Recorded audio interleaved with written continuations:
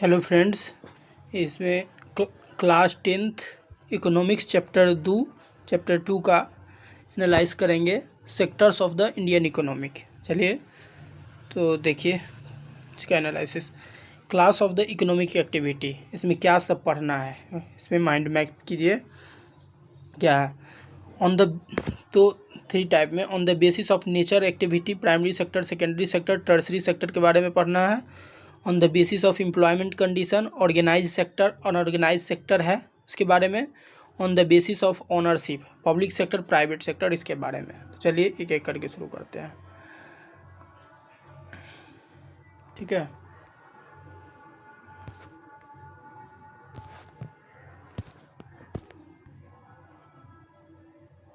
चलिए तो primary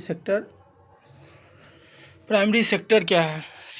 primary sector होता है sector which directly connected with nature, उसको कहते हैं प्राइमरी सेक्टर। जो नेचर से प्राप्त होता है उसको प्राइमरी सेक्टर कहते हैं, जैसे agriculture, mining, dairy, fishing, forestry. when we produce something by exploiting nature resource, it is an activity of the primary sector, ठीक है। it provide the base for all other product, ठीक है। इसी से सारे प्रोडक्ट बनता है प्राइमरी सेक्टर के से ही, ठीक है। This sector is also agriculture and related sector, ठीक है।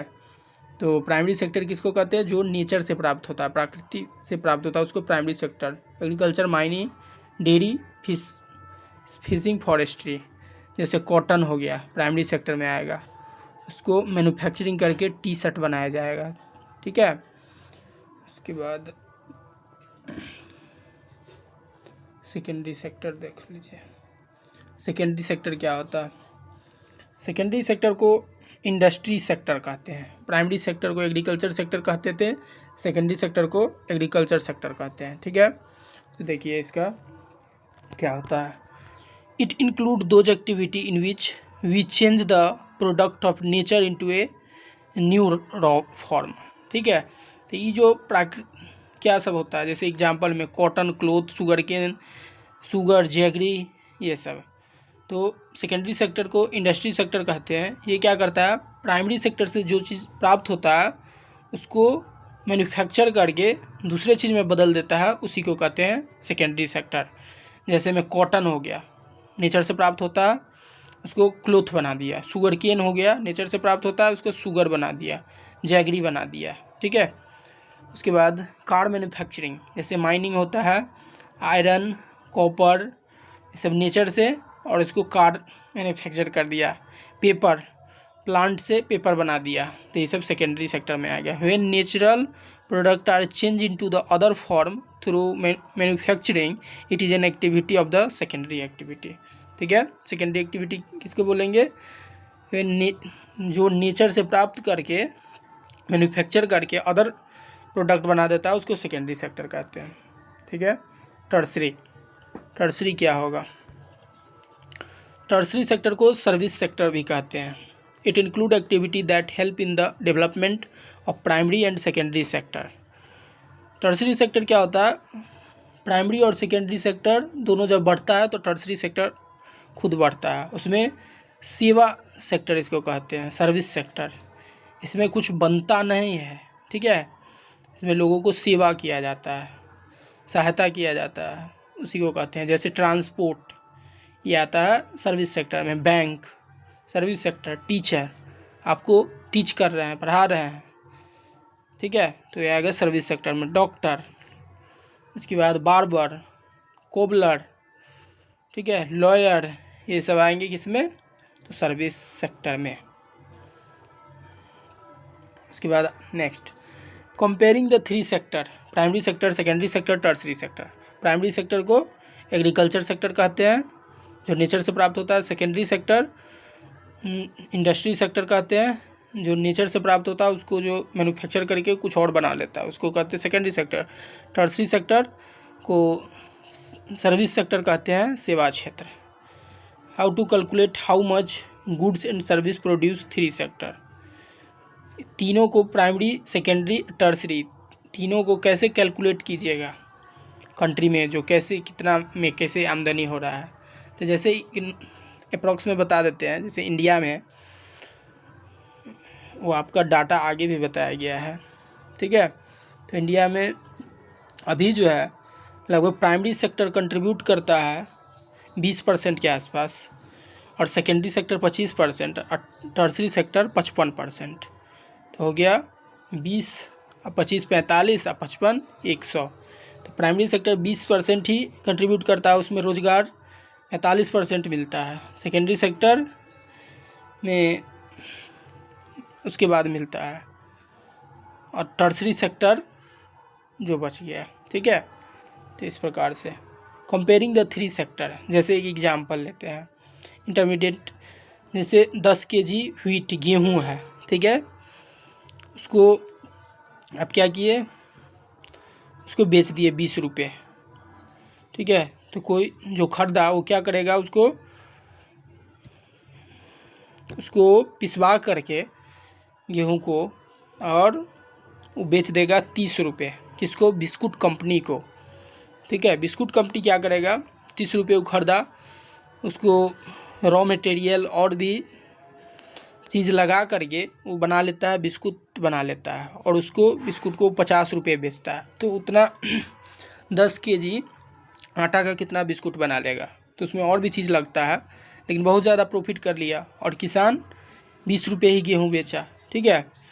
तो when we calculate the production of each sector we only added the value of final good rather than intermediate goods, because the price of intermediate good have already adjusted in final goods, ठीक है। आगे देखते हैं क्या है, उल्टा है। Comparing the 3 sector इसमें दिया गया है। जैसे जीडीपी क्या होता है, जीडीपी का फुल फॉर्म होता है ग्रॉस डोमेस्टिक प्रोडक्ट। जीडीपी समझ लीजिए आप लोग, जीडीपी होता है ग्रॉस डोमेस्टिक प्रोडक्ट। इसका मतलब हुआ the value of final good and service produce with in the country during 1 year is called GDP. मतलब 1 साल के अंतर्गत देश के अंदर या तो भारतीय के द्वारा या विदेशी के द्वारा जो भी इनकम किया जा रहा है वो सारा जीडीपी में आता है, ठीक है। हाई प्रोडक्शन जीडीपी, लो प्रोडक्शन जीडीपी कंट्री होता है। जैसे USA has the largest GDP in the world, 25-30 trillion dollar का है। India has the 5th largest GDP in the world, ठीक है, लगभग 4.5-5 ट्रिलियन डॉलर का। GDP of India is measure by the ministry of central government, ठीक है। इसके बाद देखते हैं, ये तो हो गया था।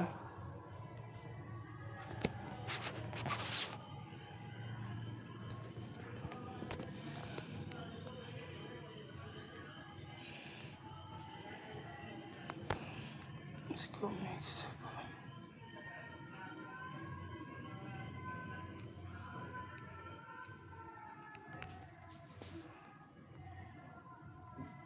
सेकेंडरी सेक्टर, टर्सरी सेक्टर हो चुका है।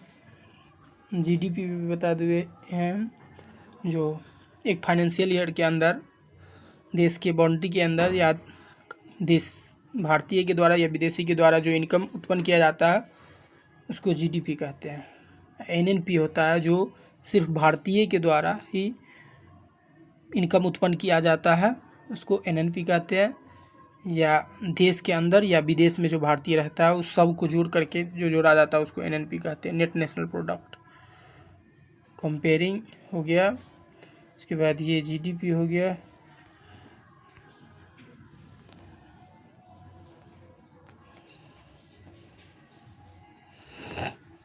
चलिए हो गया, यहाँ से देखते हैं हिस्टोरिकल चेंज इन सेक्टर, कैसे हिस्टोरिकल चेंज हुआ था। In initial stage the primary sector is the most important sector in the world, ठीक है। तो प्राइमरी सेक्टर पूरे वर्ल्ड में सबसे मोस्ट इम्पोर्टेंट सेक्टर माना जाता है, ठीक है। उसके बाद gradually secondary sector become the most important in total production and employment. उसके बाद सेकेंडरी सेक्टर इम्पोर्टेंट होता है, ठीक है। Hence over time a shift had taken place from primary to secondary। सबसे पहले प्राइमरी सेक्टर बहुत ज़्यादा इम्पोर्टेंट था, नेचुरल सेक्टर, उसके बाद सेकेंडरी सेक्टर। अब धीरे धीरे in the past 100 year there has been a further shift from secondary sector to tertiary sector development country. अब जो है सेकेंडरी सेक्टर से टर्सरी सेक्टर की तरफ बढ़ रहा है डेवलपमेंट कंट्री सब में, ठीक है। Historical change. अब आगे देखिए data. Rising importance of the tertiary sector production over the 40 year while production in all three sector has increased but it has increased the most in the tertiary sector, ठीक है। 1973-74 के time में primary sector secondary tertiary कितना था। अभी देखिए 2013 और 14 में जीडीपी में primary sector secondary sector tertiary sector का कंट्रीब्यूशन। प्राइमरी सेक्टर लगभग आगे भी दिया हुआ है, ठीक है। देखिए the rising importance of the tertiary sector of production 1973-74 में दिया है 40% प्राइमरी सेक्टर था। जीडीपी का 40% जो जीडीपी में कंट्रीब्यूट करता था कौन, प्राइमरी सेक्टर, और 13% जीडीपी में कंट्रीब्यूट करता था सेकेंडरी सेक्टर, और 47% ऑफ जीडीपी टर्सरी सेक्टर, ठीक है। 1973-1974 में। उसके बाद 2013-14 में क्या हो गया, 14% घट के 40% से 14% पे आ गया प्राइमरी सेक्टर, 19% हो गया जीडीपी का सेकेंडरी सेक्टर, और टर्सरी सेक्टर 67% जीडीपी का हो गया टर्सरी सेक्टर। तो प्राइमरी सेक्टर डिक्रीज हो गया और टर्सरी सेक्टर इंक्रीज हो गया। Primary sector contribute the least to the GDP, सबसे कम कंट्रीब्यूट जो करता है फाइनेंशियली प्राइमरी सेक्टर, लेकिन the tertiary sector contribute the most of the GDP, सबसे ज़्यादा कंट्रीब्यूट करता है, ठीक है।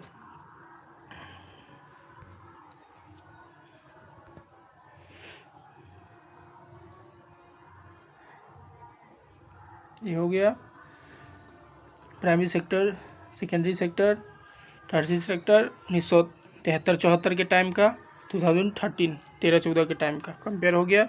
अब आगे देखते हैं the rising importance of the tertiary sector of production. कैसे important, why tertiary sector is rising, some service are basic service, कुछ सर्विस जो होता है वो बेसिक होता है, जैसे hospital, school, police station, court, bank, ये सब सर्विस सेक्टर में आता है। तो ये सब सेक्टर बहुत ज़्यादा तेज़ी में ग्रोथ हुआ। In a developing country the government has take responsibility for the provision of this service, ठीक है। The development of agriculture industry sector lead to the development of service sector, ठीक है। इसके बाद आगे rising importance of the tertiary sector production. कैसे, why tertiary sector is rising and income level rise some people demand many more service like. जब income बढ़ता है तो ऑलरेडी लोग डिमांड करता है और अधिक चीज़ का, ईटिंग आउट, रेस्टोरेंट में जाके खाना, शॉपिंग करना, ट्रेवलिंग करना, प्राइवेट स्कूल में पढ़ना, तो ये सब टर्सरी सेक्टर सर्विस सेक्टर में आ जाता है। Over the past decade service based on information and communication technology have become important and essential, ठीक है। Where are more people employed, कहाँ सबसे ज़्यादा लोग को रोज़गार मिलता है। देखिए डाटा 1977 और 1978 का 71% एम्प्लॉयमेंट इन प्राइमरी में, 71% रोज़गार मिलता है प्राइमरी में, 11% एम्प्लॉयमेंट मिलता है सेकेंडरी में, और 18% एम्प्लॉयमेंट मिलता है टर्सरी में। Share of the sector employment 2017-18 की डाटा देखिए, 71% जो रोज़गार मिलता था प्राइमरी में अब 44% हो गया, और सेकेंडरी में जो 11% रोज़गार मिलता था वो हो गया 25%, और 1977-78 के टाइम में 18% रोज़गार मिलता टर्सरी में, अब हो गया 31% 17-18 में। Most of the people are employed in primary sector, ज़्यादातर लोग एम्प्लॉयड रहता है प्राइमरी सेक्टर में है, लेकिन उसी में क्या रहता है, डिसगाइज्ड एम्प्लॉयमेंट, छिपी हुई बेरोजगारी, ठीक है। तो उसको क्या कहते हैं, where are more people employed, ज़्यादा एम्प्लॉयड रहता है एग्रीकल्चर सेक्टर में। More people employed in the primary sector but they contribute less production, लेकिन इकोनॉमी में योगदान देता है सबसे कम, क्योंकि इसमें अंडर एम्प्लॉयमेंट डिसगाइज्ड एम्प्लॉयमेंट ज़्यादा होता है। डिसगाइज्ड एम्प्लॉयमेंट क्या होता है, जैसे कोई खेती हो रहा है तो इसमें काम कर रहा है 7 लोग, ठीक है, लेकिन वो काम हो सकता था 3 लोग के द्वारा भी, चाहे वो 7 लोग करे या 3 लोग करे, प्रोडक्शन उतना ही होगा। तो उसमें जो 4 लोग एक्स्ट्रा कर रहा है प्रोडक्शन उतना ही होगा, तो इसीलिए वो 4 लोग डिसगाइज्ड अनएम्प्लॉयमेंट कहलाते हैं, ठीक है। छिपी हुई बेरोजगारी यही होता है। कोई एक जैसे किराना दुकान है तो उसमें 1 या 2 लोग का काम रहता है, उसमें 5-6 लोग लगे हुए हैं, तो उसमें जो 1-2 के अलावा जो हुए वो डिसगाइज्ड अनएम्प्लॉयमेंट कहलाते हैं। हाउ क्रिएट मोर एम्प्लॉयमेंट, कैसे क्रिएट होगा more employment? Government can provide cheap loan to a small farmer, जैसे गांव सब में ट्यूबवेल लगा दिया जाएगा, फर्टिलाइजर, पेस्टिसाइड, टूल्स, मशीन, इन सबको सस्ता करेगा। मल्टीपल क्रॉपिंग साल में होगा, ज़्यादा इनकम होगा एग्रीकल्चर सेक्टर में।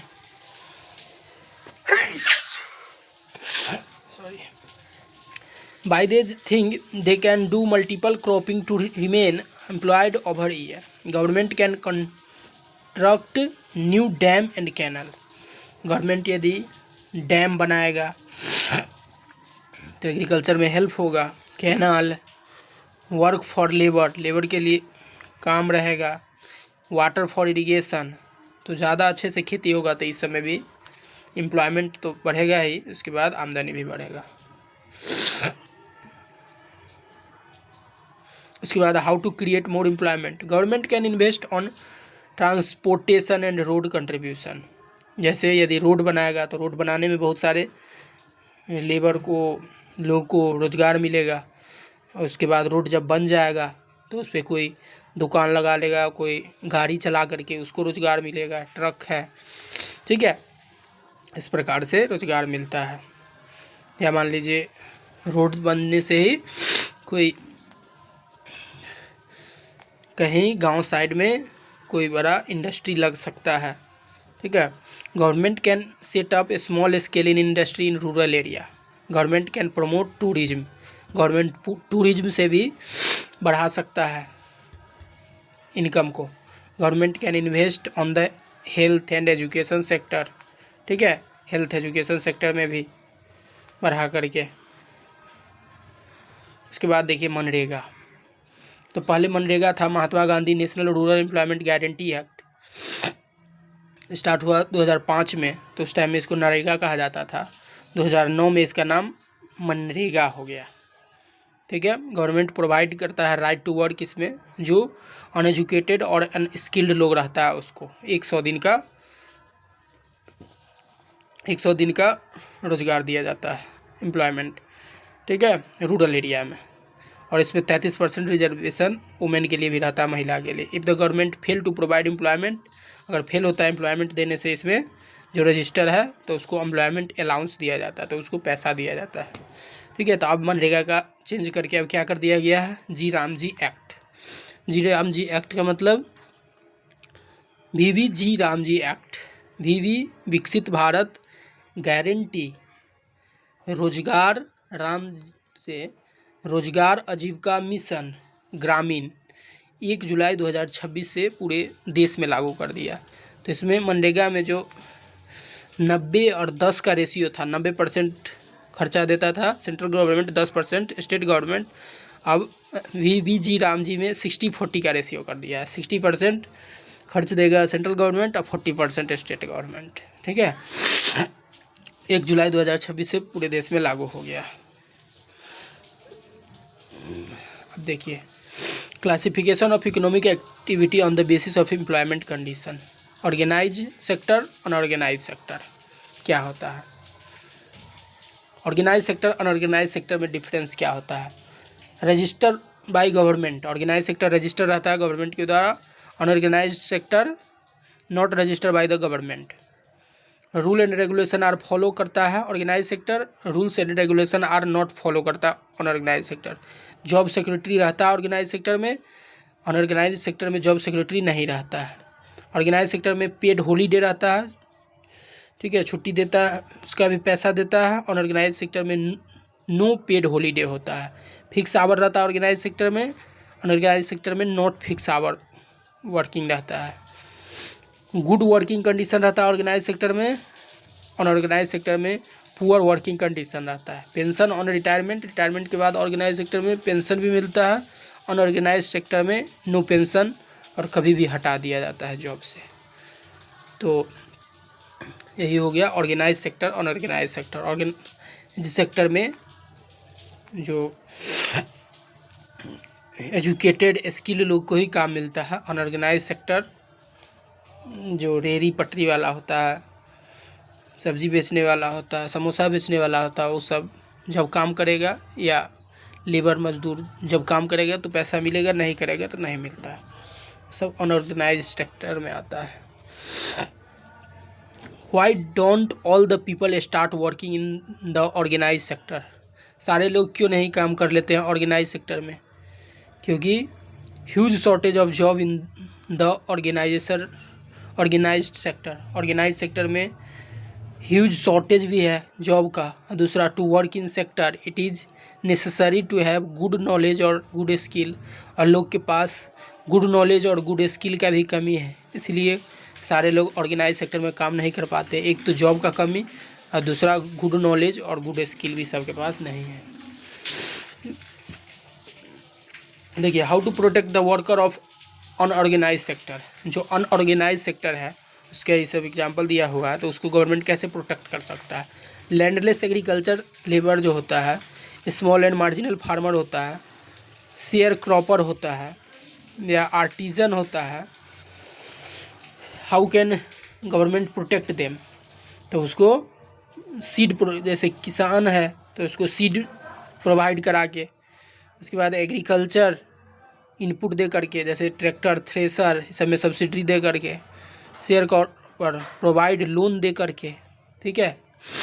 और आर्टिजन को स्टोरेज फैसिलिटी, जैसे किसान होता है जो बहुत ज़्यादा फसल उगाता है लेकिन स्टोरेज नहीं करता है, जैसे प्याज जब उगाता है किसान तो 5 रुपये कुंटल, 500 के कुंटल बेच लेता है, लेकिन वही जब स्टोर कर लेता है व्यापारी सब तो उसको 50 रुपये, 60 रुपये केजी तक पहुंचा देता है, तो उसमें किसान को ज़्यादा फायदा नहीं हुआ, ठीक है। तो इसीलिए ये सब में मदद कर सकता है गवर्नमेंट अनऑर्गेनाइज सेक्टर वाले को।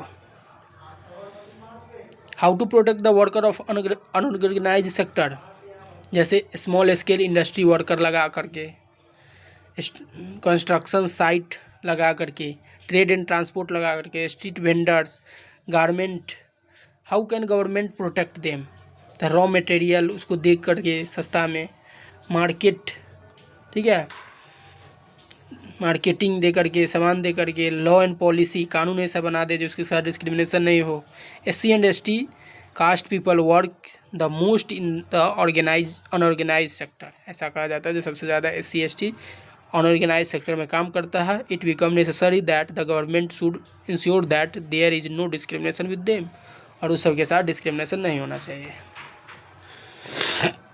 उसके बाद आगे classification of the economic activity on the basis of ownership, private sector, public sector.